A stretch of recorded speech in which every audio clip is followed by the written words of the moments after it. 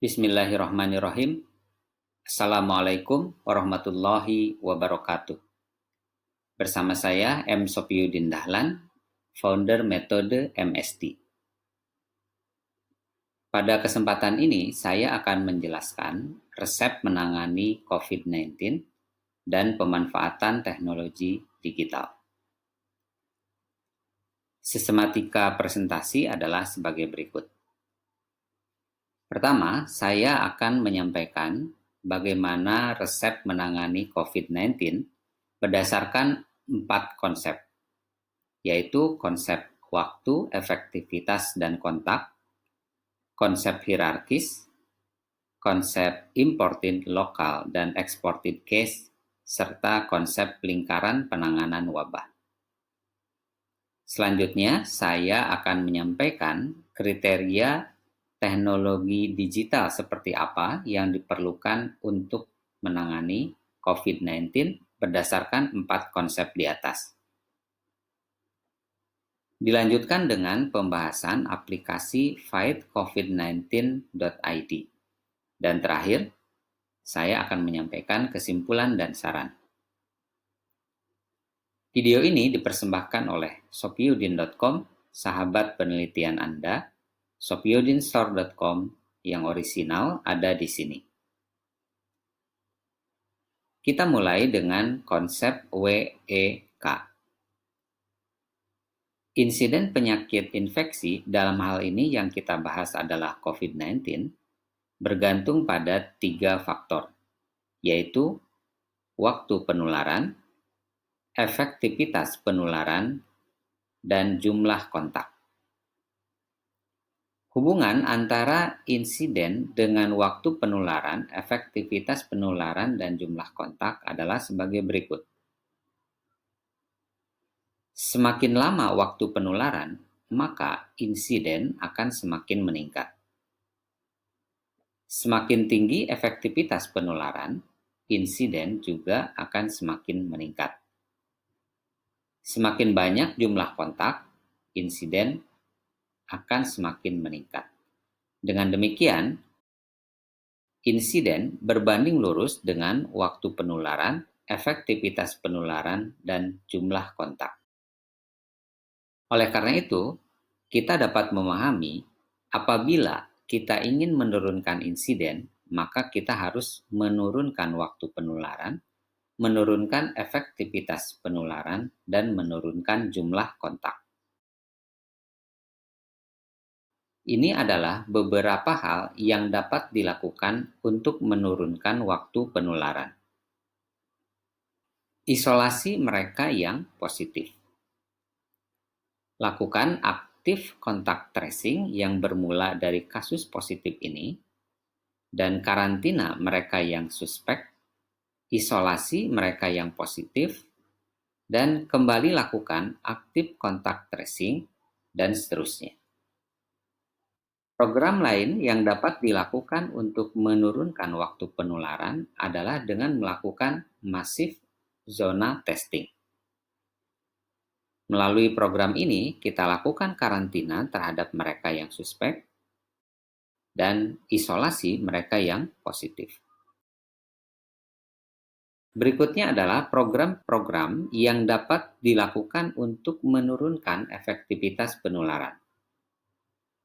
Gunakan masker, gunakan kacamata, gunakan face shield, gunakan hand sanitizer, olahraga secara teratur, konsumsi makanan dan minuman yang sehat, istirahat yang cukup, berjemur matahari, konsumsi multivitamin, lakukan personal hygiene lainnya. Terakhir adalah hal-hal yang dapat dilakukan untuk menurunkan jumlah kontak. Di rumah saja, physical distancing, community containment, zona containment, atau lockdown. Berikutnya, kita bahas konsep hierarkis. Hierarkis tertinggi untuk dapat menangani wabah adalah waktu penularan kita jadikan 0, efektivitas penularan kita jadikan 0 dan jumlah kontak kita jadikan 0. Hierarki selanjutnya bergantung pada kemampuan kita untuk mencapai hierarkis tertinggi. Jika semakin tinggi waktu penularan, maka insiden akan semakin banyak. Semakin tinggi efektivitas penularan, maka insiden akan semakin tinggi. Dan semakin tinggi jumlah kontak, insiden akan semakin tinggi. Seberapa mampu kita mendekati hierarkis tertinggi? Itu yang menjadi pertanyaan. Berikutnya, kita harus memahami COVID-19 berdasarkan sumber infeksinya, yaitu ada imported case, local case, dan exported case. Program-program yang kita lakukan untuk menangani COVID-19 harus dapat mengcover ketiga masalah ini, yaitu imported, lokal, dan exported case. Terakhir adalah konsep lingkaran penanganan masalah. Kita harus menangani COVID-19 sebagaimana kita menangani masalah pada umumnya. Lingkaran penanganannya adalah sebagai berikut. Pertama, kita lakukan identifikasi masalah, kemudian mengenerate hipotesis, melakukan pengumpulan data, melakukan analisis data, mengambil kesimpulan, dan lalu melakukan intervensi atau implementasi yang kemudian kita lakukan evaluasi sehingga kembali pada identifikasi masalah dan seterusnya. Kriteria teknologi digital yang kita perlukan tentu harus membantu penerapan konsep WEK, membantu penerapan konsep hierarkis, membantu penerapan konsep imported, lokal, dan exported case, serta membantu penerapan konsep lingkaran pemecahan masalah. Kita lihat lebih rinci teknologi digital seperti apa yang kita perlukan untuk menangani wabah COVID-19. Saya ilustrasikan ini sebagai suatu wilayah. Wilayah ini akan berhadapan dengan imported case, sehingga teknologi harus bisa membantu penanganan imported case. Teknologi ini membantu menentukan atau merekod status confirm, suspek, atau negatif. Selanjutnya, teknologi ini membantu memonitor keberhasilan isolasi bagi mereka yang confirm, keberhasilan karantina bagi mereka yang suspek, dan keberhasilan melakukan tracking bagi mereka yang diizinkan untuk masuk ke wilayah tersebut. Teknologi juga harus bisa membantu menentukan atau merekod status confirm individu, membantu kontak tracing baik berbasis individu maupun berbasis wilayah, dan membantu memonitor keberhasilan karantina, keberhasilan isolasi, dan juga memonitor penyintas dari COVID-19. Teknologi harus bisa menentukan atau merekod status confirm atau negatif bila dilakukan program masif zona testing. Teknologi juga harus bisa membantu menentukan status zona hijau, kuning, merah, dan hitam. Terkait dengan exported case, teknologi harus bisa membantu seleksi mereka yang boleh keluar wilayah, apakah diizinkan atau tidak diizinkan. Selanjutnya ada beberapa kriteria lain yang harus dipenuhi oleh teknologi tersebut, yaitu teknologi dapat digunakan oleh semua orang, akurat, menjaga privasi, menjaga confidentiality, aman, dan tentu saja harus ada payung hukumnya. Selanjutnya kita bahas aplikasi Fight COVID-19. Aplikasi ini dibuat oleh Ahmad Al-Ghozi Ramadan, founder Fight COVID-19 ID dan founder Sagala.id.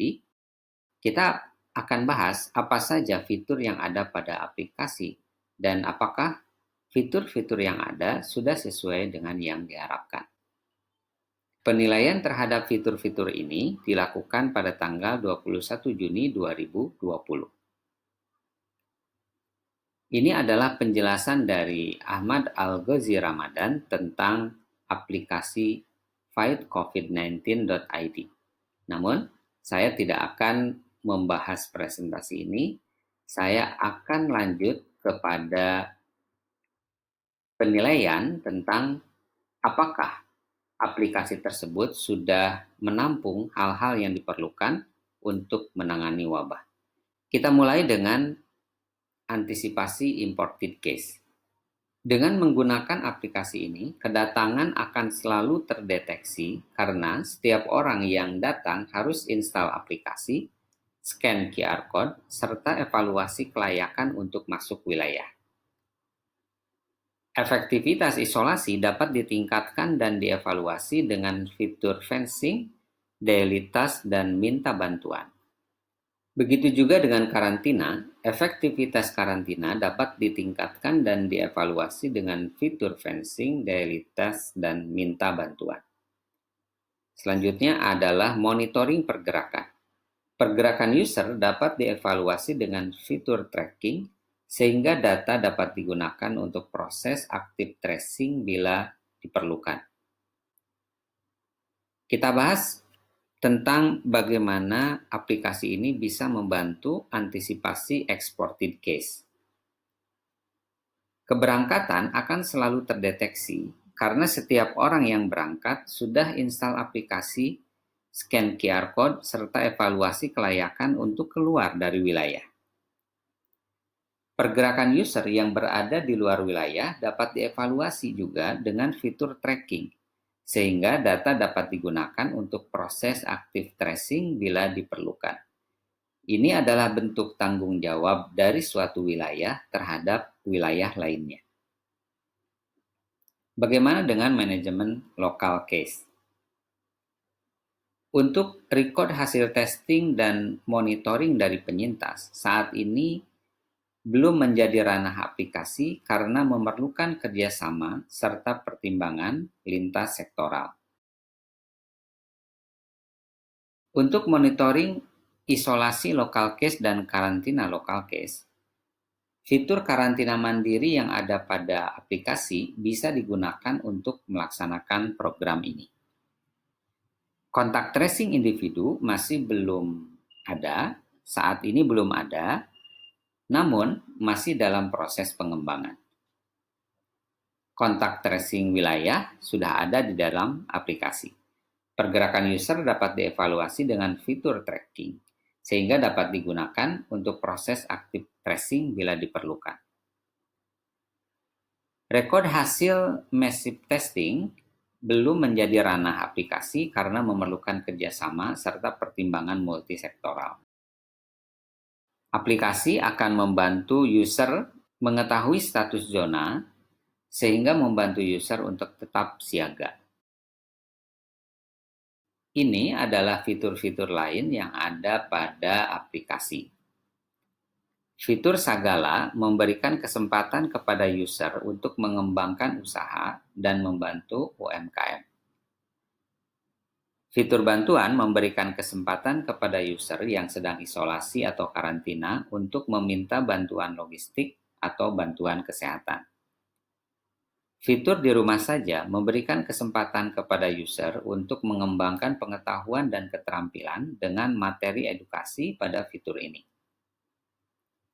Fitur partisipasi memberikan kesempatan kepada user untuk berpartisipasi dalam penanganan COVID-19, misalnya donasi dan lapor covid19.id.